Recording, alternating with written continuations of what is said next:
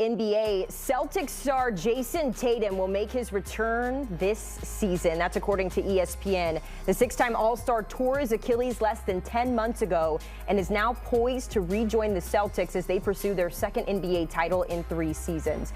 He's currently listed as questionable for Friday night's game against, of course, the Mavericks. The Celtics currently sit in second place in the Eastern Conference, just 5 games behind the Pistons for first in the East. Boy, how things can change. We welcome you into our CBS Sports HQ studios. Haley Sutton joined by Ashley Nicole Moss. I mean, Ashley, I feel like this time last year, all hope was lost and the East was what it was. And now we're talking about Jayson Tatum coming back just 10 months into this recovery. I mean, that's kind of incredible. Yeah, I mean, I think it just speaks to how disciplined he's been with his rehab. He's been very vocal and transparent about the fact that he's 6 days a week in the gym, doing rehab, physical therapy, all the things that go into rehabbing an injury of this magnitude. And I think that it's also really important to note that there would be no return if he was not ready. I know a lot of the times we see injuries like this and we think, you know, don't rush back from it, don't rush back from it. And that's just because we're not on the other side of things. We're looking at it just from the magnitude of what the injury is. But there's a phenomenal medical staff around him. The Boston Celtics, his personal staff, his trainer, Nick, that would not allow him to be in the position to even have this news out in the media or before the news came out or just a few minutes ago, you know, the possibility of this even being a reality if he was not ready. Now, we don't know still if Friday is the day, tomorrow is the day. That is still up in the air. Right now, he is questionable. But the fact that we do now know without a shadow of a doubt, whenever it happens, he will be returning for the season is a very big deal. And we mentioned the standings there. They're 5 games back from the Pistons. Jaylen Brown has just been playing incredible basketball this year. What kind of boost, I mean, it seems like a silly question, but what kind of boost does Jayson Tatum give Jaylen Brown and the Celtics based on the momentum they've built? It's huge. I mean, if you look at what happened last night against the Hornets, I don't believe you lose that game if Jayson Tatum is in it, right? So we have seen the Boston Celtics play phenomenal basketball without Jayson Tatum, and I think that's a credit to, one, the talent they have on the team, but also Joe Mazzulla, who's been able to kind of make lemonade out of lemons. And that's not to say that, you know, the bunch of scrubs on the Boston Celtics, but when you lose a player of Jayson Tatum's magnitude, you expect that to drastically affect the team. I mean, this was a team that a lot of people, including myself, said would be lucky to get into the playoffs. Yeah. And here they are, top 3, second seed in the Eastern Conference, and now they're getting a superstar in Jayson Tatum returning at some point this season, this month.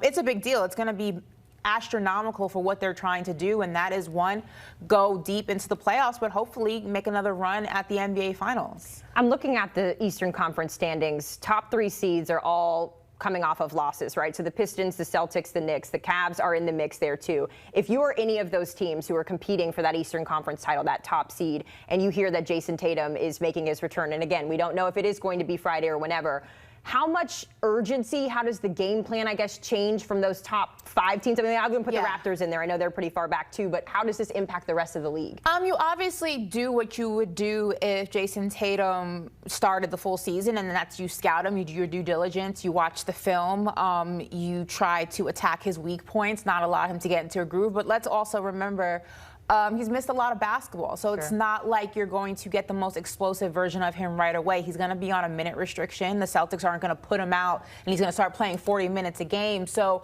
I think that you slowly start to prepare for him. But look, it goes back to what I'm saying. If he is able to play, and the news is now out that he is, without a shadow of a doubt, returning this season, then you know that he is 100% ready to go. And what that means is you have to prepare for a player who's 100% ready to go. So regardless of whether he's on 20 minutes, 15 minutes, 30 minutes, 10 minutes, you still have to prepare for 100% of Jayson Tatum. Is this a championship team with Jayson Tatum? The New York Knicks are a championship team. So okay. But if The Knicks weren't the championship team when it comes to the Celtics. I mean, in all real, you mentioned it. This was a team when this happened, and then the Tyrese Halliburton injury happened too. We kind of just felt like the East would be okay this year. So you bring back Jayson Tatum. They've already been competing at a high level there. They've been pushing your Knicks. Is this a championship team? I think Jaylen Brown and Jayson Tatum are champions. They're championship players, obviously. I don't know if I'm buying into the stock of the Boston Celtics being a championship team as currently constructed. I think this is a good basketball team. I think it's a great basketball team. But when I think about championship contenders, I don't know if I'm quite ready to put the Boston Celtics in that conversation, even with the re-addition of Jayson Tatum, and as phenomenal as he is, this is just a drastically different team that won that chip. And although I think that getting him back gives you a better chance, I don't know if I'm buying into this is the team that's going to be raising another banner in the TD Garden. Okay, I can't wait to hear Joe Mazzulla's reaction to it, because I'm sure he'll also say something pretty even keel and similar there. Ashley Nicole Moss breaking down that breaking news. Jayson Tatum potentially returning this week, but we feel pretty confident that he will be returning this season. If we look at the odds to win the NBA Finals, I will say, Ashley, the Celtics come in at plus 950. Yeah, whatever. Just ahead of your Knicks at plus 1,600. Everyone chasing the defending champs, the OKC Thunder. They have the shortest odds at plus 135. To the league we go. Thunder at the Knicks. Thunder at Madison Square Garden trying to get their 8th straight dub against the Knicks at the Garden. What do you say about that, Jalen Brunson? Well, you can say this. SGA to feed Chet. Triple. Thunder up by 12. What are we doing, Knicks? Holmgren had 6 made threes all in the first half. But here comes the fight back, the punch back from Jalen Brunson. Friendly bounce. Tied the game up at 72. Knicks were down by as many as 15 at one point. But SGA, ooh, that's filthy step back. Nothing you can do about that, OG. Thunder up by 7. SGA had 26 points, but the Knicks yet again would rally. Jalen Brunson, the ball in his hand, spin, space. Jay, good. Knicks down by 3. Next possession, same score. In the corner. Bounce, bounce, no. OG Anunoby throwing it up there, not good. Thunder hang on to win 103-100. Knicks loss now snaps their 3-game win streak. Meanwhile, if you have not been paying attention to the Charlotte Hornets, may I interest you in this game right here.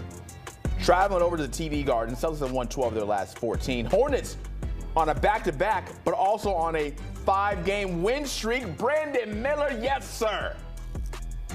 Right-hand jam. Hornets up by 12 after the first quarter. LaMelo Ball leading the break to Con Knipple, who's very much in that conversation for Rookie of the Year with Cooper Flagg. Jaylen Brown trying to put the team on his back, and there's a hammer for you. Don't jump, Musa. Celtics down by 21, though, at the half. Back to Con Knipple. Just feed him. He's been so efficient, already set that record for most threes made by a rookie and continues to set that mark even further. Hornets in 118-89. 6 straight dub.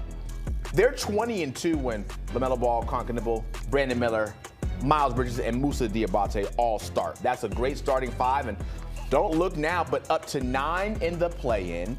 Potentially a chance to get their sights on making the playoff field altogether at 6 with not too much space between them and the 76ers. The Hornets are serious and maybe pretty scary over there in the East. Throughout all that, Ashley Nicole Moss was sitting here hearing all of the great stuff about her Knicks. It was one ear and out the other. Listening to you. Interesting. I got to give a shout out to the 4, to Buzz City, my former city I used to live in, Charlotte. For the first time in a very long time, they're over 500 now. Their offense is electric, as we just showed right now. How scared should teams be of them in the East? Because when you look at what they've done over the course of January 22nd, best record in the NBA. Yeah, currently sitting at 9th in the Eastern Conference. As we know, that's the play-in scenario. And I think the play-in is the scary part, right? Because it's a one-and-done situation and anything is possible. So I do think that if this team creeps into the playoffs, I don't have them winning a playoff series, but I do have them making things difficult for their opponent. Now, again, matchups make fights, so it really depends on what the matchup looks like, what team that they get. But I do think it's safe to say if they get any of the top teams, and right now the top teams are the Pistons, Celtics, and the Knicks, I don't think that they have enough in their arsenal to compete with any of those teams. But crazier things have happened. If we get, say, a Raptors-Hornets matchup, that may be better suited for them. It really depends on what that matchup looks like. But I think it's safe to say that against any of the top three teams, remember, we're talking about a Boston Celtics team that did not have Jayson Tatum. Jaylen Brown can only do so much. If you look at by how much they lost by, right there, that point differential is what Jayson Tatum's stat line usually looks like in terms of points. So I think it's safe to say that this was more of an outlier and not a true depiction on what this team could look like in a 7-game series. But I definitely think that a play-in scenario, they can get out of that for sure. How different is this than the Charlotte that you saw when you lived there? I did not get much good basketball when I was in Charlotte. Shout out to Kemba Walker. That was fun. But we did not have fun times. Yes. Well, fun times certainly happening right now. Let's talk about your Knicks, though. I think the story of the game happened kind of after the game when Mike Brown was, going in on SGA and these, I guess we'll call them villains now that we're seeing with the Thunder, saying that he does a great job at convincing the refs that he's getting hit. What's your take on all of this? Because he's not the first one to point that out. Yeah, I mean, it's part of SGA's, his steez, as we say in New York. At the end of the day, you know what I mean? Like, I think that he's really good at it. Mm-hmm. You can't fault him for taking advantage of something that constantly works. And look, he's not the only guy that does it. James Harden was notorious for doing it. Jalen Brunson has moments where he does it. I think it's what makes certain players craftier than others. Now, it does get to a point where it's a little egregious. I do think he gets the benefit of the championship call, the MVP call. With some of them are just blatant flopping, and I think that's where the frustration comes from.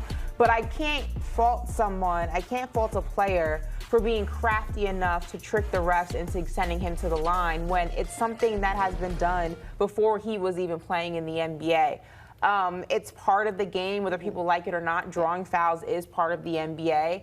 It gets a little bit sticky, like I said, when it becomes so egregious that you can't even, it's like the Jordan rules. You can't even breathe on him being called for, or you being called for a foul and him sending to the line. That's where I think the frustration lies, and I think that's where the officiating has to do a little bit of a better job depicting fact from fiction.